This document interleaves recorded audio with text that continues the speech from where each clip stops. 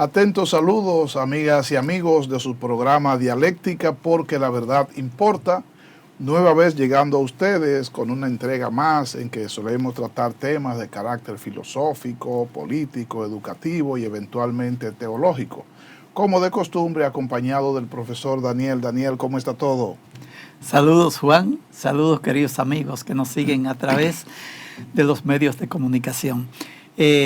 Nuevamente con ustedes en una nueva semana trayéndoles un tema bien lindo, de vital importancia, pero no solo por la belleza del tema, Juan, sino por la profundidad que esto implica y sobre todo por el significado que esto tendrá para nuestros días, para nuestro accionar diario y también para nuestro accionar público en la política, en la religión y todo eso. Pienso que el tema de hoy va a repercutir en un amplio espectro. Pero ante todo, no quiero que olviden que nosotros llegamos a ustedes a través de los canales 101 y 1101 HD de Claro, el canal 46 de Wintelecom, el canal 20 de Telecable Dominicano, estamos en el canal 647 de Amazon Fire TV y estamos en más de 40 sistemas de cables de las provincias de nuestro país, que es la República Dominicana.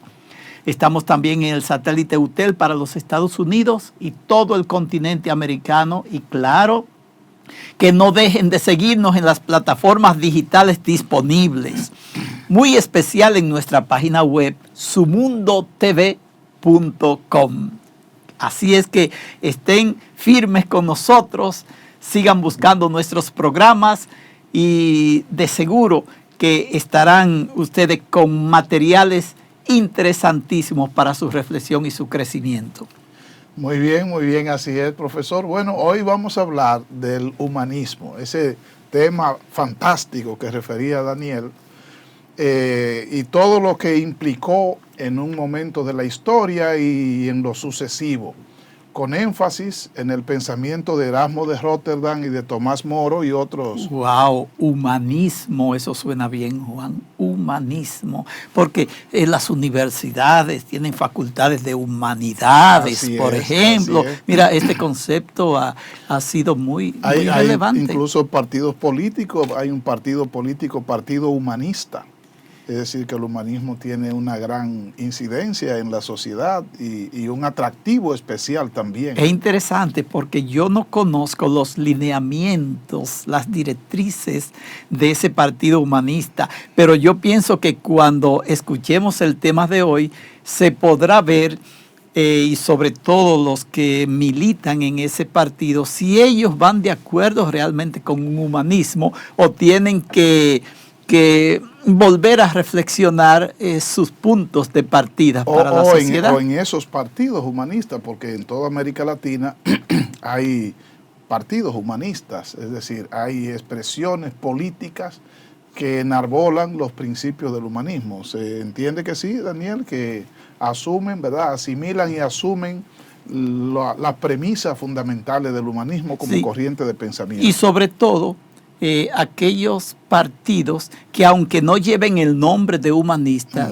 se basan en la doctrina social de la Iglesia, que es una visión humanista, ¿verdad?, de redención del ser humano en la sociedad, claro, partiendo desde la fe. Porque el humanismo es un estilo de vida de las personas. Nosotros vamos a hablar del humanismo como corriente de pensamiento que se da en un periodo histórico, pero realmente es una actividad que la persona desarrolla en donde estima de manera significativa la condición del ser humano.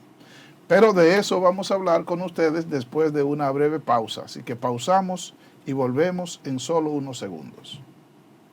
De regreso con ustedes en Dialéctica, porque la verdad importa. Decíamos en la introducción de nuestro programa que vamos a hablar del humanismo.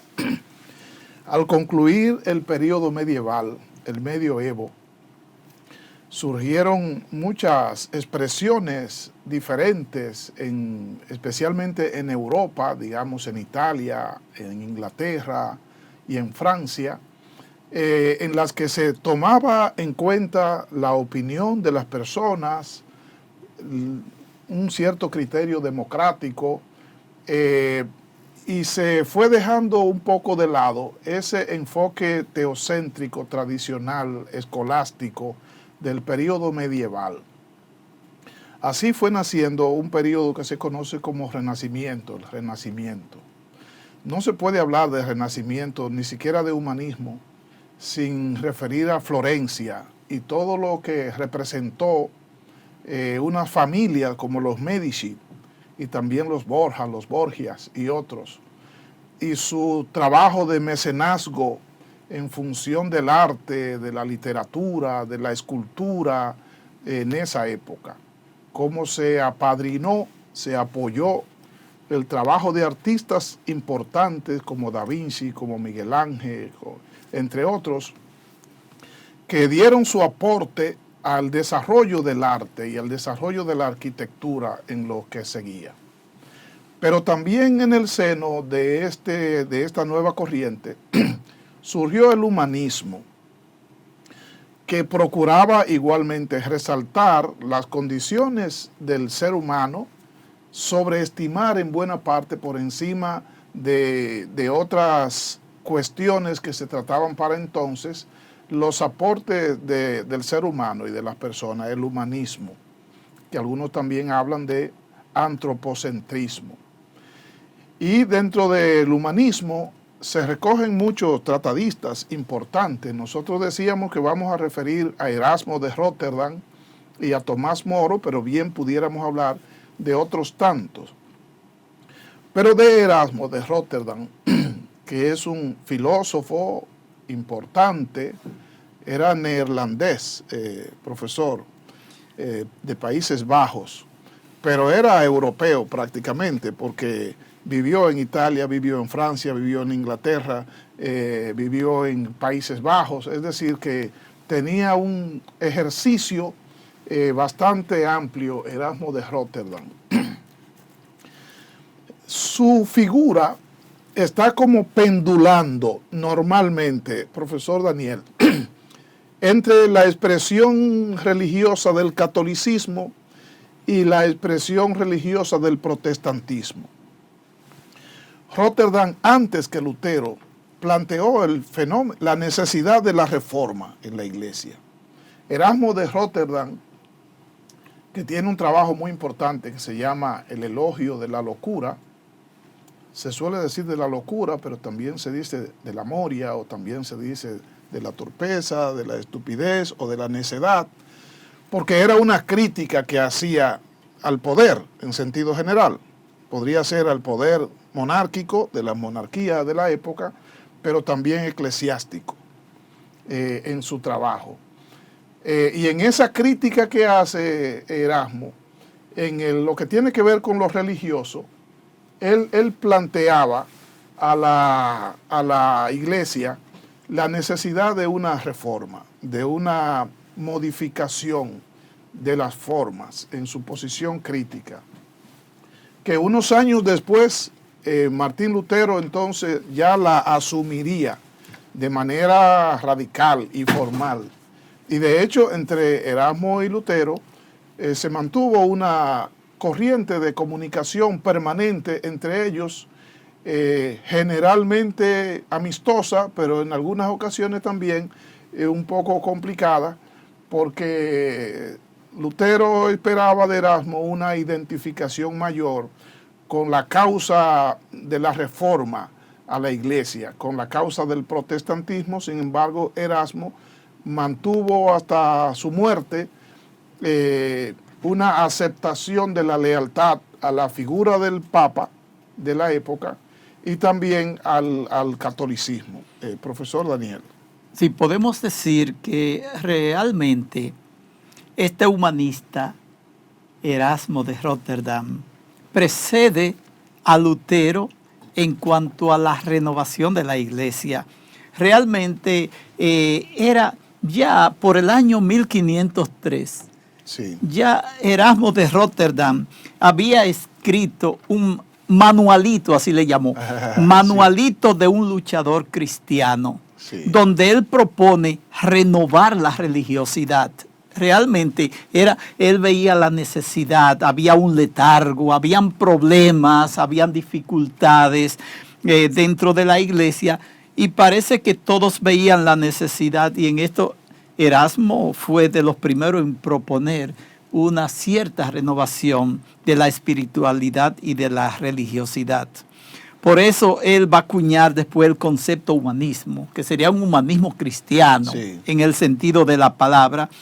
Y a él se le ve realmente este humanismo, primeramente, y estas renovaciones iba a consistir en la unión de dos elementos, en la unión de la fe cristiana y sobre todo reasumiendo lo que sería la sabiduría, en especial la sabiduría de los griegos.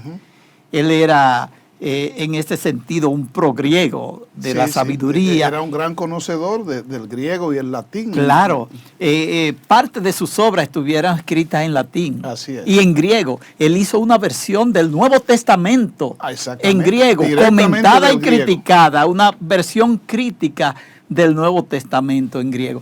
O sea que había un gran interés, y esto es propio también de los humanistas y del Renacimiento, ir a las fuentes, sobre todo ir a los griegos, a la filosofía, a la sabiduría, para ganar de nuevo una versión de la sociedad y del ser humano y una versión renovada de lo divino. Esa era una, por eso su obra, digamos, la que lo hizo mundialmente famoso, se llama Adagia, que es como la palabra adagio, que se trata de frases, de máximas sabias, tanto antiguas y todo, y también de anécdotas y de todo eso. Ese fue su primer interés, y esto despertó un gran interés en este pensador por todas partes. Esta obra se extendió mucho, fue publicada en París, realmente, en el año 1500 fue publicada. Pero esta obra lo hizo realmente...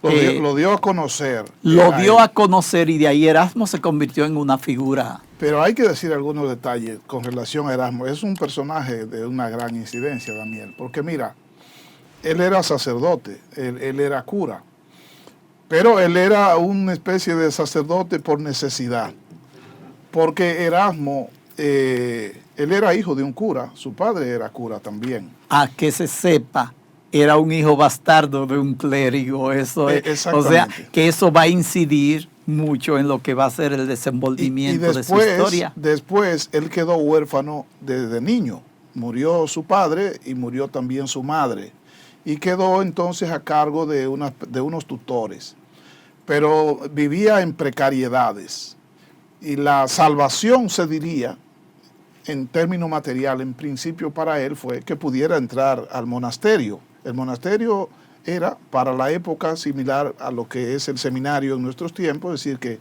en el monasterio tú podías desarrollar una vida sacerdotal o unos estudios hasta convertirte en sacerdote.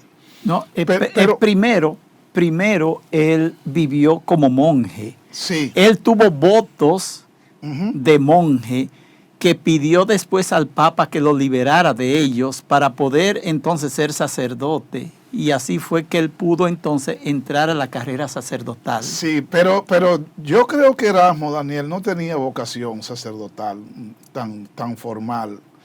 Porque fíjate que él se mantenía normalmente procurando actividades administrativas y de gabinete, incluso siendo sacerdote, procuró hacerse como secretario de un obispo, porque la vocación de él era intelectual, era estudiar. Lo que le apasionaba a él eran los libros y las bibliotecas. Y entonces yo creo que el atractivo de una biblioteca nutrida que tenía el monasterio podía ser lo más importante para él llegar hasta allí.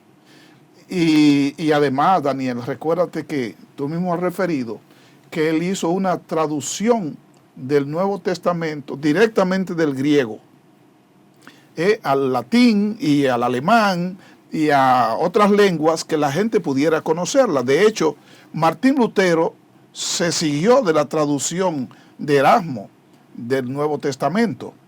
Y entonces, en esa traducción que Erasmo hace, él le da alguna versión especial que sirvió de apoyo para la reforma posterior.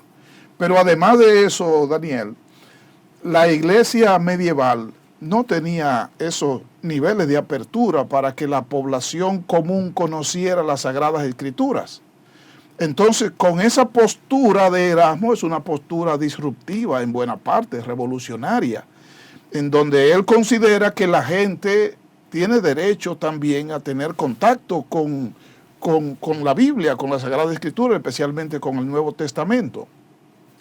Es decir, que ya ahí comienza él a hacer un planteamiento que en parte se distanciaba de lo que era la dinámica tradicional de la iglesia, y ni decir de sus críticas, porque es que la iglesia estaba gobernada en ese tiempo por unos papas renacentistas que tenían sus características, marcado por la época, profesor, entre otros aspectos que tienen que ver con ese tiempo. De modo que Erasmo también asumía una postura crítica frente al tema de la religiosidad, de la religión. Sí, su postura, realmente él es un pensador que ostenta cierta libertad, aún dentro del ámbito clerical. Y eso lo va a defender él en su posición humanista también, sobre todo la libertad de espíritu. Va a defender más tarde la libertad religiosa, sí, en ese sentido, sí. Aunque de hecho va a arremeter contra la reforma protestante. Él se va a distanciar. A principio, cuando él ve que la reforma es una reforma, o sea, una reforma de la iglesia, no una división, sino una reforma. Él está con eso y está con Lutero. Incluso le escribe una carta a uno de los reformadores de los Países Bajos, llamado Melanchthon. Le escribe una carta donde él ve con beneplácito esa renovación que pueda tener la iglesia, y todo eso, y la admiración. Pero eso le va a costar caro después a él, porque él va más tarde a escribir un libro que se llama Sobre el libre albedrío. Es un ensayo sobre el libre albedrío, muy interesante, donde él ya se refiere directamente a Lutero y va en contra de. Él habla de la libertad de conciencia, porque parece que Lutero quiere violentar la libertad de conciencia de la persona. Él quería meter a todo el mundo obligatoriamente en su movimiento, y el que no está conmigo está en contra. Entonces, ahí es donde él escribe sobre el libre albedrío, porque él vio que la intensidad con que iba la reforma ya no era sana. Esto está muy intenso. Él pensaba que era algo reformador. Sana, vamos a detenernos ahí, profesor. Sí, porque usted dice ya no era sana. ¿No será que era muy rápido, que era muy veloz, o que era muy radical? Y muy radical y muy intenso. Sí, porque aquí viene la postura humanista de él, donde él dice hay que propiciar la paz y no la guerra. Hay que propiciar la paz religiosa y no la guerra religiosa. La guerra es el origen de todo mal. Y hay un escrito que él va a escribir, un ensayo que va a escribir también en esta perspectiva. Lo que a él no le gustó era la intensidad con que ya y la radicalidad con que los reformadores iban llevando esto, porque él quería realmente una reformación, una reforma de la iglesia, porque él mismo había vivido en su vida. Él era hijo de un clérigo, o sea, un hijo ilegítimo, vamos a decir, y él veía que había problemas en la iglesia, y él quería esa reforma. Pero además, profesor, él estaba escandalizado por la forma como se manejaban muchos temas desde el Vaticano.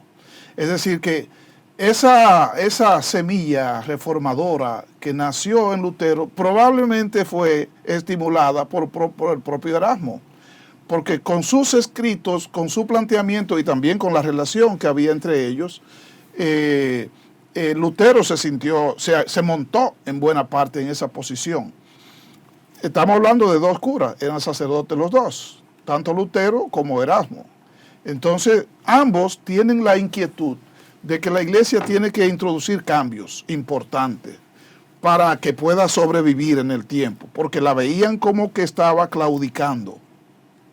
Entonces, una persona diría, lo que pasa es que la posición de Lutero era muy extrema, muy radical y en parte frontal con la Santa Sede, ¿verdad? La posición de Erasmo era más moderada, pero también proponía la reforma. Pero recuérdate que está Calvino y está Zwinglio y hay otros más que intervienen en el tema de la reforma, que le pusieron también sus velocidades, porque déjame decirte que Lutero no era el más radical de ese grupo. Todo lo contrario, Zwinglio y otros, Zwinglio que era sacerdote también de Ginebra, de Suiza, tenían una posición más veloz y más radical en la reforma y más frontal. La posición de Lutero no era tan frontal. Lutero en buena parte fue lanzado a ese enfrentamiento. Él estaba más cerca de Erasmo en principio, porque él no tenía una posición de negación, por ejemplo, de los sacramentos en una primera parte, ni tampoco tenía una intención de enfrentamiento radical con el Papa en una primera parte. Recuérdate que Lutero viaja a Roma entre los años 9, 10, 11, 1500, y en Roma se estaba viviendo unas situaciones muy peculiares, porque estaba en proceso de construcción la Basílica de San Pedro, se necesitaba recursos, y entonces se estaban tomando diferentes medidas para conseguir esos recursos. Dentro de ellos estaba el tema de las indulgencias. Llevar las indulgencias, hoy diríamos una especie de bonos. Yo te entrego un bono que te da una garantía especial y tú me aportas para yo realizar un trabajo. Y entonces eso escandalizó a Lutero, pero también a Erasmo, porque esa locura de la que él habla, ese frenesí que se desarrollaba en la religión, él se lo aplicaba en buena parte a esa sobreestimación de la forma, que es, por ejemplo, el templo, la casa, el local, por encima del fondo, que es la práctica del cristianismo. Y es la encarnación del mensaje de Jesucristo, que plantea Erasmo, es decir, nos estamos olvidando del fondo para irnos por la forma. Y también lo decía al poder político, y está también el aporte que hace él para la posteridad, ¿verdad? En términos políticos, su elogio de la locura. Claro, mira, hay un elemento aquí interesantísimo. Él termina con la alta iglesia, con la vieja iglesia, al fin y al cabo, en contra de los reformadores, al fin y al cabo, porque él dice, bueno, esa radicalidad no le gustaba por un lado, y termina, dice, porque es mejor vivir con un mal conocido que con un mal que no conocemos todavía. Con un bueno que no conocemos. Dice no. Con un bueno por conocer. Vivir con el mal porque ya los conocemos y lo llevamos con más ligereza. Dice él, lo llevamos con más ligereza este mal que ya conocemos. Sabemos cuáles son los males que tiene la iglesia. Podemos vivir con ellos. Pero de esto nosotros no sabemos hacia dónde nos va a llevar. Esa era la postura, y él veía que demasiada radicalidad. Y lo llamaban eso cobardía, lo asustaba. Le llamaban cobardía a esa actitud de él. Los reformadores decían que era una posición cobarde de Erasmo de Rotterdam, el no estar dispuesto a asumir riesgos, a lanzarse al cambio. O sea, lo veían como una resistencia al cambio de parte suya, de parte de Erasmo. Cuando ellos sentían que era el que había iniciado la llama de la reforma de la iglesia y que ahora entonces estaba asumiendo una postura conservadora desde el punto de vista de ellos, que no lo veía así la iglesia católica. Porque la iglesia católica también, Daniel, tenía su resentimiento con Erasmo, porque él era conservador para los protestantes. Pero para el catolicismo él no era conservador, era reformador. Es decir, que Erasmo se mantuvo en una posición, yo decía en principio, pendular. Los protestantes estuvieron hasta el último momento esperando que él finalmente diera el salto, que no lo hizo porque prefirió mantener la lealtad y el reconocimiento de la dignidad, ¿verdad?, de la tea papal, del Papa y del Vaticano, y de los sacramentos y las condiciones sacrosantas de la Iglesia, se diría en sentido general. Lo que pasa es que Erasmo creía en una reforma, no en una guerra ni en una división, ¿entiendes? Pero los otros fue a una división, a una guerra, en el sentido a enfrentamientos. Y eso era, él buscaba el equilibrio, porque acuérdate, bajo el lema humanismo, buscamos el bienestar de la humanidad, no buscamos su destrucción, no buscamos enfrentamiento. Mejor la paz más injusta que la guerra más justa. De ahí es que viene este lema. La paz más injusta que la guerra más justa. Esa es, y por eso es que uno de los elementos centrales del pensamiento de Erasmo va a ser la tolerancia. Sí. Bien, vamos a soportarnos, vamos a entendernos y sobre todo el elemento de la razón. Vamos a basarnos en la razón, vamos a discutir, vamos a poner las cosas sobre la mesa, pero vamos a tratar de vivir y de poder convivir con las diferencias que nosotros tenemos, que es un elemento esencial. Mira que aquí la palabra tolerancia, que hoy en día ha ganado mucha importancia, se lo debemos en gran parte en su sentido a Erasmo de Rotterdam. Así es. ¿Verdad? Para él eso iba a ser esencial. Y sobre todo aquello que llevara al conflicto y la guerra, había que rechazarlo, porque dice, mira, una guerra conlleva mucha inversión, mucha preparación, muchos equipos, muchos buscar aliados. Mira, es una inversión tan grande que con un 10% de lo que se gasta preparando una guerra, tú resuelves el conflicto con paz. Con un 10% se resuelve el conflicto con paz.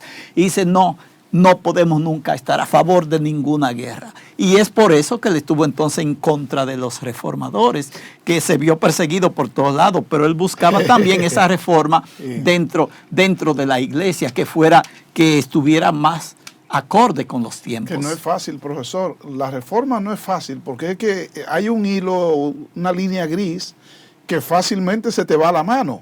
Tú estás tratando de cambiar, reformar, es un cambio brusco, ¿verdad? Amplio, importante. Entonces, se te puede ir la mano y pasarte a contradecir, a contrastar lo anterior. Y no se trata de enfrentar lo anterior, sino de agregarle, es agregarle valor, es mejorarlo, ¿verdad? Es introducirle mejora. Pero recuerda que siempre lo que tú pretendes reformar se va a resistir, no va a aceptar la reforma de manera pacífica. Entonces, tú o renuncias a tu plan de reforma o enfrentas la resistencia del que no quiere reformarse. Y ahí viene un tema conflictivo que Erasmo debió tomar en cuenta, ¿verdad? Analizarlo. No es fácil ser moderado y al mismo tiempo ser reformador, porque es que el reformador tiene que desafiar muchas veces situaciones dolorosas con frecuencia. Debió ser dolorosa para ellos. Tú no reparas tanto en eso, pero yo pienso que para el propio Lutero debió ser también dolorosa, porque era un clérigo, era un cura que se había formado en la iglesia y que había asumido un ministerio. Entonces, de pronto... Bueno, Juan, de hecho, después de que Lutero vio lo que había causado, la gran división, y vio que esa división llevó a otra división y a otras divisiones y a otras divisiones, lo que ha sido el protestantismo hasta hoy. Miles de congregaciones que han dividido al mundo. Lutero pensó, ¿no será mejor volver al mal antiguo que este monstruo que estamos creando de la división?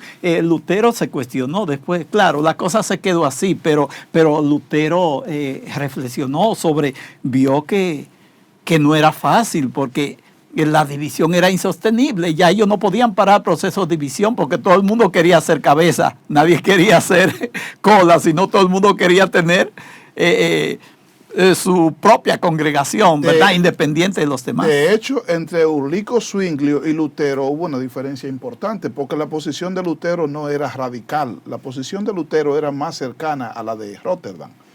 Pero Erasmo de Rotterdam, profesor, tuvo una relación muy estrecha, muy cercana con Tomás Moro, que es también otro gran humanista de la época, inglés. Juan, me parece que sería bueno que vayamos a una pequeña pausa primero para entonces no detenernos cuando comencemos con esta parte, que es muy importante. Muy bien, pausamos y volvemos en breve.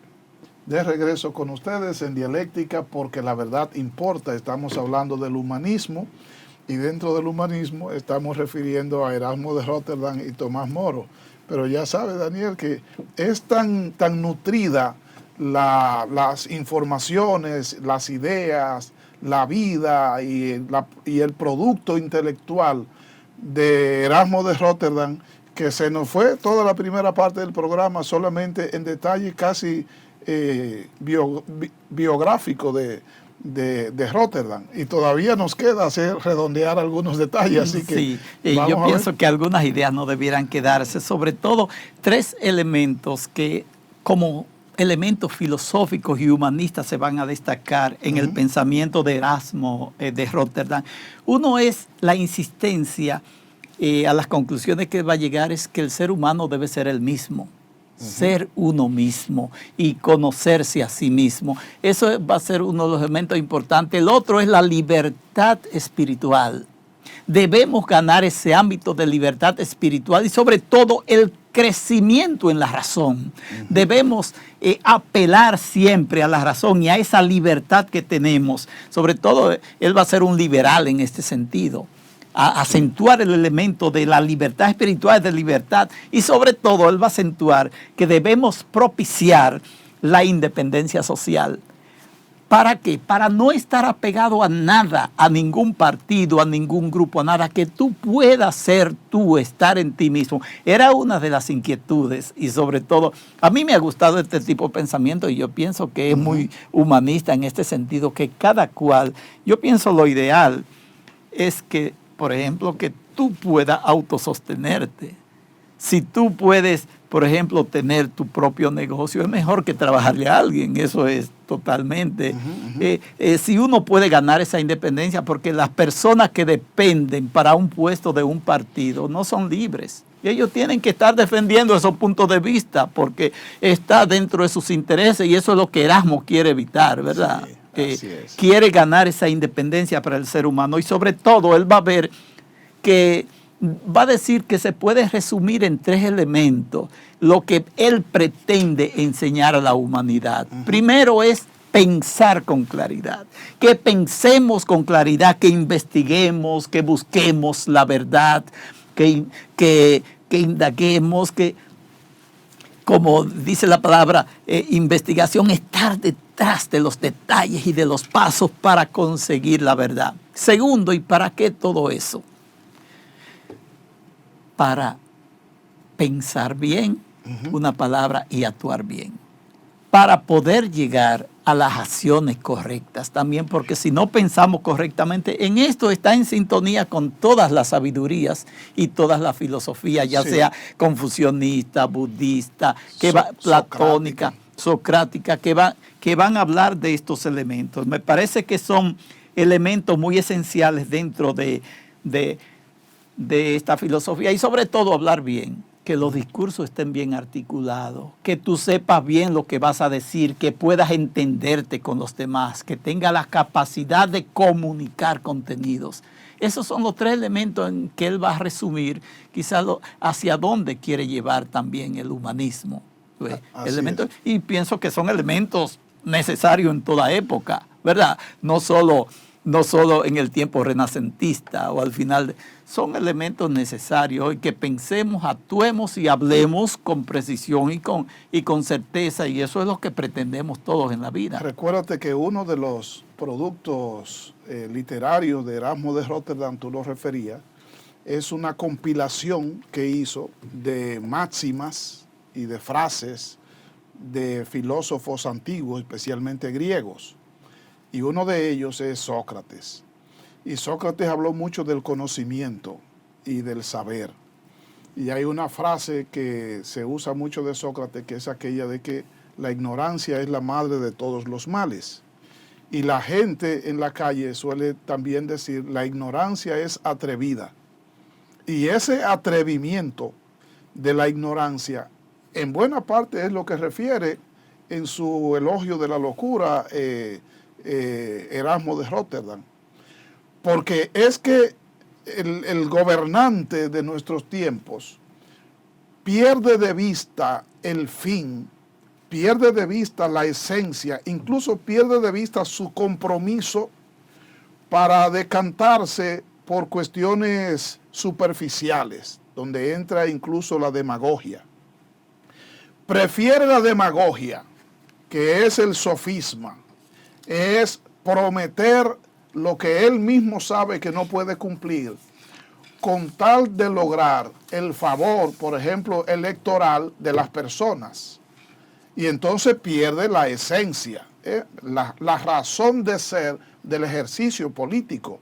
Ese es un gran aporte de Erasmo de Róterdam al pensamiento político de la posteridad. Y mira, otro aporte es la liberación femenina.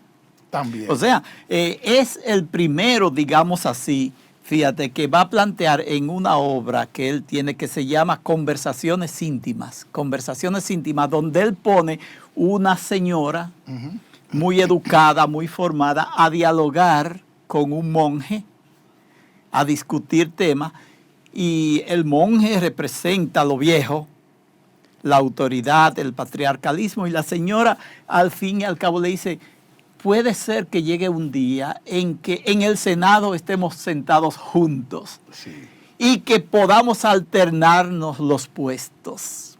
Sí. Todo eso va a salir en estas obras o sea, que es un gran precursor de nuestro tiempo. Sí. O sea, este humanismo Y era brillante. es un humanismo integral, Él está proponiendo un humanismo realmente de acuerdo a nuestro tiempo. Es más, ha preparado lo que sería nuestro tiempo, una sociedad de más participación, una sociedad de más igualdad, una sociedad de mejor distribución de los bienes, todo eso. Y sobre todo un elemento, para yo terminar con Erasmo y entremos, porque si no va a quedar tiempo, sí, es el elemento de la humildad. O sea, Erasmo no quería ser un maestro. Él decía, yo prefiero ser un coalumno que un alumno. Así es. Donde todos seamos iguales, donde todo, claro, que eso es una utopía porque no es igual la formación de Erasmo con la formación de un campesino. No va a ser igual, siempre habrá la diferencia. Él lo que pretende es que no hay motivo para tú exaltarte sobre los demás, sino que todo en la vida son dones para ponerlo al servicio de los demás y de la sociedad, para que a todos nos vaya bien y todos alcancemos la meta. Ajá, y una persona que piense así, Daniel, en un mundo con tanta arrogancia y con tanta prepotencia y presunción de superioridad como ese que se desarrollaba en la época en el campo de la gobernanza y en el campo religioso, tenía que chocar necesariamente. Claro, claro. Estaba pregonando el nuevo mundo. Así es. El nuevo mundo, y es hoy en día todavía el sueño y la realización por la que estamos luchando. Pero es por el humanismo. Ese nuevo mundo sería una especie de utopía. Y entonces y ahí utopía, entra Tomás Moro. Tomás Moro. Un humanista, un filósofo, educador, fue juez, ¿verdad? Era un gran tribuno inglés, Tomás Moro, San Tomás Moro, profesor, santo de la Iglesia Católica, canonizado el pasado siglo. Pero además un santo también para la iglesia anglicana, ¿verdad? Una figura señera, es decir, que Tomás Moro es una persona de una importancia extraordinaria. Pero ya sabe que era además un gran amigo de Erasmo de Róterdam. Sí, fueron desde el año 1500, más o menos, que fue Erasmo a Londres. De ahí establecieron un vínculo inseparable, Así Tomás es. Morus y Erasmo de Rotterdam. Y van a ser los dos principales humanistas, dirigidos por Erasmo, era la figura clave, ¿verdad? Y se iban a unir otros junto a ellos, pero ellos son como los representantes genuinos del humanismo. Así es, crearon un bloque de humanistas, ¿verdad? Un círculo, Intelectuales el humanistas. círculo de humanistas. Así es. Entre los años 1510, 11, 12 y 13, en esos 3 años, ellos produjeron esos dos trabajos intelectuales importantes, Elogio de la locura y La utopía. Cuando se habla de la utopía de Rotterdam, uno piensa, por ejemplo, de Morus. Uno piensa, por ejemplo, en el Macondo de Gabriel García Márquez, que habla de una ciudad que tiene unas características determinadas, unos matices particulares que pudo ser inspiración de ello. Pero también uno piensa en el socialismo y piensa en el comunismo, ¿verdad? En el pensamiento de Marx, que también plantea una sociedad sin clases, una comunidad con igualdad de participación en las personas, que los recreaba a Moro en su utopía. Juan, la utopía, sí. Interesante, un preámbulo ante la utopía, porque las dos obras que resumen el humanismo de Tomás Moro son La utopía y sobre todo la historia del rey Richard III, donde él narra la miseria que vivía Inglaterra, los trabajadores, los campesinos en ese momento, y sobre todo la ambición de los ricos por tener, el mal de la sociedad, esa ambición de poder y de tener de los ricos, y por otra parte esa miseria que llevaba a los jóvenes a la delincuencia. Tremenda delincuencia, y sobre todo porque la sociedad en ese entonces tenía leyes drásticas contra los delincuentes, muy drásticas, y él criticaba todo esto, Moro, en esta obra.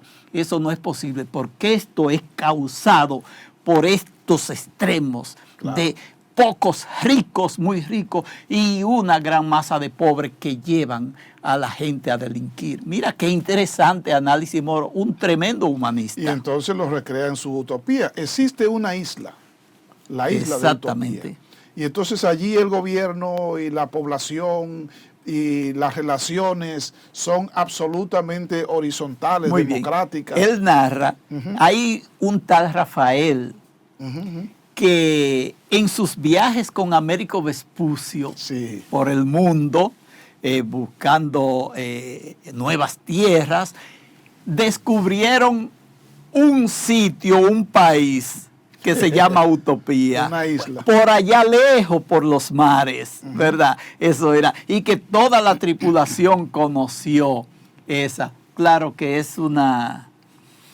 un sueño, es una ciudad sueño que le está proponiendo, pero él lo pone como parte de esos viajes con Américo Vespucio. Y aquí describe gente que vive en paz, gente que vive en progreso, donde hay ciencia, donde hay conocimiento, donde hay igualdad, donde todos trabajan, donde solo se trabaja 6 horas al día.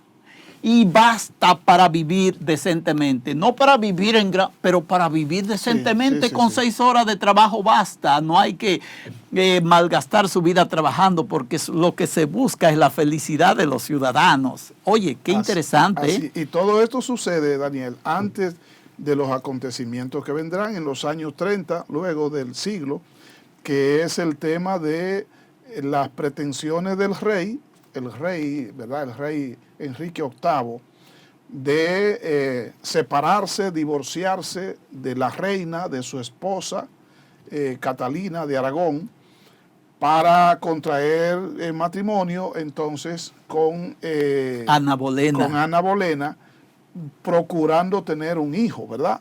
Un heredero al trono, porque eso no lo había conseguido con la reina. Y entonces el rey, para eso, procura una dispensa papal o una abolición de su matrimonio, con Catalina para casarse con Ana Bolena, pero ahí entonces se encuentra con un obstáculo, que el Papa no le concedía esa anulación del matrimonio. ¿Qué necesita el rey entonces para hacerlo? Bueno, desafiar la autoridad papal. Y para hacerlo entonces se propone crear su propia iglesia, su propia estructura, que entonces sí pueda concederle esa necesidad, ¿verdad?, que tiene. Bueno, tiró un decreto declarándose dueño, dirigente de la Iglesia de Inglaterra. Y así nace la Iglesia Anglicana. Sí, que, hay que notar que el rey Enrique VIII era muy católico, era muy cristiano y muy apegado, incluso había realizado trabajo defendiendo al catolicismo frente al protestantismo de Lutero, en lo cual había intervenido Tomás Moro, colaborando con él en ese enfrentamiento. Es decir, el rey enfrentaba el protestantismo alemán y se resistía a recibirlo en Inglaterra. Pero entonces luego le toca a él, por este tema que he referido. Por temas personales. Ajá, personales, pero hay que ubicarse en lo que es la supervivencia del reino y de la heredad, y en la necesidad que sentía él de tener un heredero. Porque también desde el punto de vista del Papa, ¿por qué el Papa no le concedió la anulación del matrimonio? Pudo haberlo hecho, Daniel. No, porque ya lo había hecho otras veces. Porque Catalina había estado primero comprometida con el hermano del rey, con Enrique VII, que murió.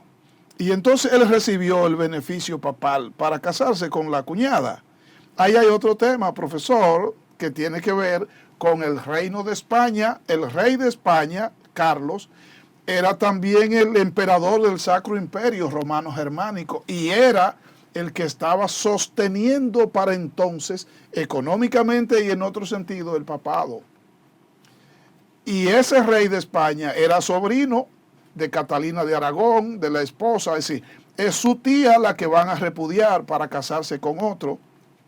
Entonces ahí hay un componente de tipo político también importante que hace que el Papa se resista y que hace que reaccione el rey, pero desde luego ese no es el tema, sino que esta referencia es para hablar de qué papel juega Moro en esta situación. Claro, Moro es, en este momento donde sucede esto, hay que decir primero, Tomás Moro no era sacerdote, era un hombre casado con hijos, pero vivía como un monje.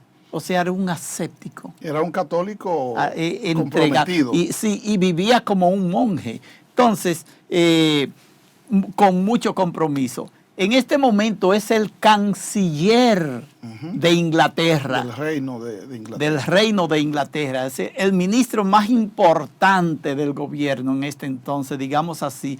Una vez que el rey Enrique VIII se declara dueño de la Iglesia de Inglaterra, ahí Tomás ya le saca el pie siendo su canciller y él se declara enfermo. No puedo seguir en el cargo porque estoy enfermo ya, y se retira.